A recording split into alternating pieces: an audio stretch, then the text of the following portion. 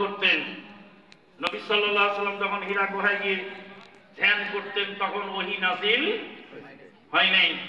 অতএব সেই আমল সংরক্ষিত নয়, আর সেই আমল আমার জন্য গ্রহণযোগ্য নয়। পালিয়ে বিয়ে করলে কি পরে আবার বিবাহ দিতে হবে? জি হ্যাঁ। বাপ যদি অনুমতি না দেয়, অভিভাবকের অনুমোদন না থাকে, পিতৃকুলের যে কোনো পুরুষ মানুষ অভিভাবক হতে হবে। বাপ বেঁচে থাকলে, বাপ সক্ষম হলে অন্য কোনো কারো অভিভাবকত্ব চলবে না। অভিভাবক যদি অনুমতি দেয় তাহলে যে কেউ বিয়ে পরেই দিতে পারে। আর অভিভাবকের অনুমতি ছাড়া যদি গোপনে বিয়ে হয়, সেই বিবাহ বাতিল। পরবর্তীতে অভিভাবক যখন মেনে নিবে তখন তওবা ইস্তেগফার করে পরে আবার নতুন করে বিয়ে পড়াবে। মহিলারা কি হাঁস মুরগি জবাই করতে পারে? জবাই করে দেখুক পারে কিনা। যদি জবাই করতে পারে তো আলহামদুলিল্লাহ। মা আয়েশা সিদ্দিকা রাদিয়াল্লাহু তাআলা খাসি জবাই করতেন। মা আয়েশা সিদ্দিকা রাদিয়াল্লাহু তাআলা পশু জবাই করতেন। ছেলেরা হাতে মেহেদি দিতে পারবে কি? জি না। হাতে পায়ে শরীরে মেহেদি দিতে পারবে না। মেহেদি দিবে হলো দাড়িতে আর চুলে, আর হাতে পায়ে মেহেদি দিবে মেয়েরা। আমাদের দেশে একটা কথা আছে যে মেয়েরা পায়ে মেহেদি দিতে পারবে না, কারণ মেহেদি নাকি নবী দাড়িতে দিতে। এবার নবীর দাড়ি তো পাকেই নেই, পাকা পাকেই তো মারা গেছে, মেহেদি দিল কখন? মানে বানাওয়াট কথা একটা বললেই হয়। নবী সাল্লাল্লাহু আলাইহি ওয়াসাল্লাম ইন্তেকাল করলেন, তখন তার মুখের দাড়ি দুই এক গাছ পেকেছিল। তো কাজেই মেহেদি দাড়িতে দিবে। আবু বকর সিদ্দিক রাদিয়াল্লাহু তাআলা আনহু পিতা ইবনে কুহাফা যখন ইসলাম গ্রহণ করলেন, বুখারী হাদিস, তখন তার মুখের দাড়ি আর চুল শোনপাটের মতো দেখা যাচ্ছে, কান্নাহা সুগাম। তখন রাসূলুল্লাহ সাল্লাল্লাহু আলাইহি ওয়াসাল্লাম বলেন, একে মেহেদি দিয়ে সুন্দর করে দাও। বিয়ে কয়টা করা যাবে দয়া করে? আপনার যদি শক্তি সামর্থ্য থাকে একসঙ্গে 4 জন স্ত্রী রাখতে পারবেন একসঙ্গে। মহিলারা কি হাটে বাজারে যেতে পারবে? মহিলারা বিশেষ প্রয়োজনে হাটে বাজারে যেতে পারবে। যার কেউ নাই সে যাবে, যেতে বাধ্য। এরকম মহিলারা হাটে বাজারে যেতে পারবে, তবে পর্দা এবং শালীনতা বজায়। এমনকি মহিলারা মাঠে ঘাটে কাজও করতে পারবে, বিশেষ প্রয়োজনে যদি পর্দা এবং শালীনতা বজায় থাকে। মা আয়েশা সিদ্দিকা রাদিয়াল্লাহু তাআলা আনহা বড় বোন আসমা রাদিয়াল্লাহু তাআলা আনহা, তিনি মাঠ থেকে ঘাস নিয়ে আসতেন উটকে খাওয়ানোর জন্য, এবং উটের বিচি ভেঙে ভেঙে, খেজুরের বিচি ভেঙে ভেঙে উটের খাবার তৈরি করতেন। আর মসজিদে নববীর পাশে এক মহিলা বাস করতেন। সেই মহিলা পালং শাক আবাদ করত, বুখারী হাদিস আছে। পালং শাক আবাদ করে, পালং শাক জুমার দিন পালং শাক দিয়ে খাবার তৈরি করে মসজিদের মুসল্লিদেরকে খাওয়াতেন। কেউ দোয়া চাইলে মানুষ বলছে ফি আমানিল্লাহ বলা সৈয়াদি। কেউ যদি দোয়া চায়, যে জন্য দোয়া চায় সেজন্য দোয়া করবে। হাঁটুর উপরে কাপড় উঠলে কি উযু ভেঙে যায়? হাঁটুর উপরে বিনা প্রয়োজনে কাপড় তোলা যাবে না, তবে উযু ভাঙে না, উযু ভাঙার সাথে কোনো কানেকশন নাই। সালাত জান্নাতের চাবি, এটা কি সহিহ কিনা? কালেমা লা ইলাহা ইল্লাল্লাহ জান্নাতের চাবি। সালাত জান্নাতের চাবি মর্মে হাদিস সহিহ নয়। শায়েখ, আমার প্রশ্ন, বিতির নামাজ কত রাকাত? 1 রাকাত পড়লে আমাদেরকে বলে আমরা নাকি নামাজ চোর। আমরা নাকি নামাজ চোর। যারা আমাদেরকে নামাজ চোর বলে, আমি যদি বলি তোমরা তো তাকবীর চোর। ঈদের তাকবীর তো 12টা হয়ে যাচ্ছে, তুমি 6টা দাও কেন? নামাজ যদি কম পড়লে যদি নামাজ চোর হয়, নবী সাল্লাল্লাহু আলাইহি ওয়াসাল্লাম 1 রাকাত বিতির পড়ার নির্দেশ দিয়েছেন। সহিহ মুসলিমে হাদিস এসেছে, বলেন সালাতুল লাইলি মাসনা ওয়া মাসনা, রাতের সালাত 2 রাকাত করে পড়ো। ফাইদা খাশিয়া আহাদুকুম সুবহা, সকাল হয়ে যাওয়ার তুমি আশঙ্কা করো, ইউসাল্লি রাকাতান, 1 রাকাত সালাত করবে, তুতিরুল্লাহু মা কাদ সাল্লা, যেই সালাত করেছে ওটা বেজর হয়ে যাবে। শুধু ফরজ সালাতের পরে, ফরজ সালাত পড়ে জান্নাতে প্রবেশ করা যাবে কি? জি হ্যাঁ, যাবে। ফরজ সালাত করে কেউ যদি সুন্নত না পড়ে, তবুও সে জান্নাতে যেতে পারবে যদি আল্লাহ তাকে তৌফিক দান করে। কেননা একজন বেদুইন সাহাবী এসে রাসূলুল্লাহ সাল্লাল্লাহু আলাইহি ওয়াসাল্লামকে বললেন শর্টকাট আমল বলে। তখন রাসূলুল্লাহ সাল্লাল্লাহু আলাইহি ওয়াসাল্লাম বললেন, তোমার উপর 5 ওয়াক্ত সালাত ফরজ আছে। তো সাহাবী বললেন, আমি এর বেশিও করব না, কমও করব না। এইভাবে সালাত, সিয়াম, হজ, যাকাত সব বলার পরে তিনি চলে যাচ্ছেন। রাসূলুল্লাহ সাল্লাল্লাহু আলাইহি ওয়াসাল্লাম বললেন, এই লোকটা যে চলে যাচ্ছে, জান্নাতি লোক যদি দেখতে চাও দেখে নাও। কিন্তু মুশকিল হলো এটা যে ফরজ সালাতে যদি কমতি হয়, আমল যদি কমে যায়, আল্লাহ পাক তখন নফল দিয়ে পূরণ করবেন। কাজেই নফল সুন্নাত পড়াটা ভালো, অবশ্যই পড়া উচিত। তবে দুইটা সুন্নাত আছে খুব গুরুত্বপূর্ণ, একটা হলো বিতির এবং একটা হলো ফজরের সুন্নাত 2 রাকাত। রাসূলুল্লাহ সাল্লাল্লাহু আলাইহি ওয়াসাল্লাম সফরে এবং বাড়িতে কোনো অবস্থাতেই সালাত ছাড়তেন না। জামাত ছাড়া সালাত করলে ইকামত দিতে হবে, জি হ্যাঁ, ইকামত দিতে।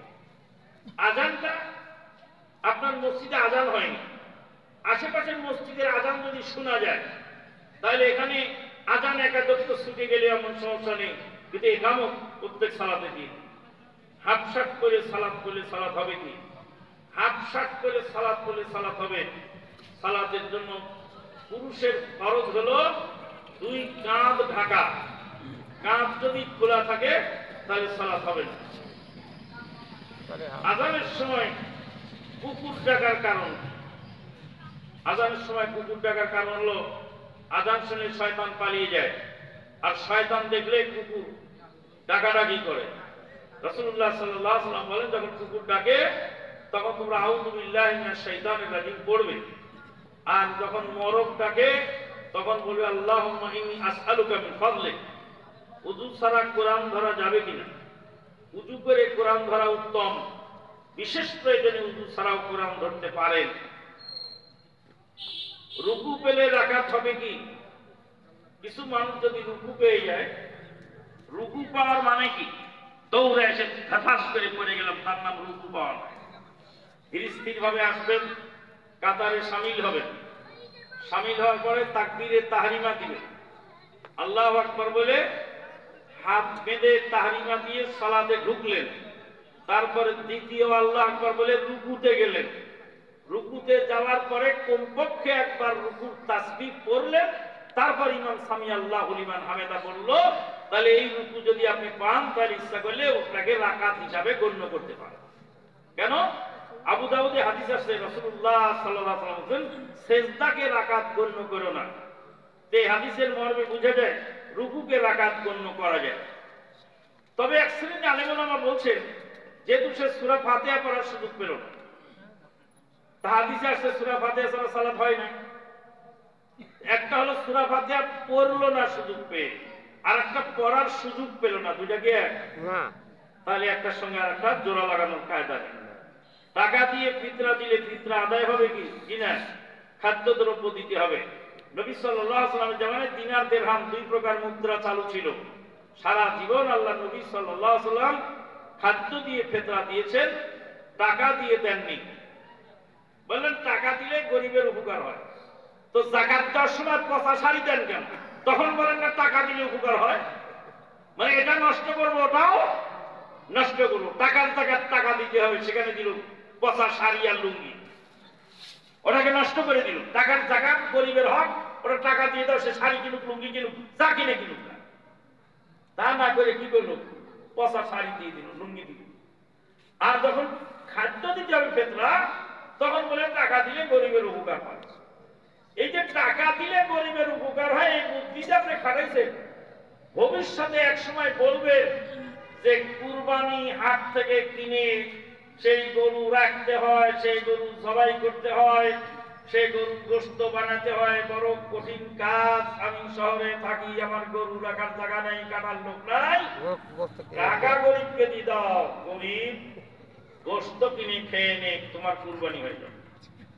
বলে না কুরবানি গরু জবাই করতে হবে, না না গরু না জবাই করলে চলবে। কেন? ফিতরা তো খাদ্য দেওয়ার কথা ছিল, সেখানে টাকা দিলে যদি হয়, এবারে কুরবানি গরু দেওয়ার কথা, গরু না দিয়ে, খাসি না দিয়ে, সেই জায়গায় টাকা দিয়ে দিলে হয়ে যাবে।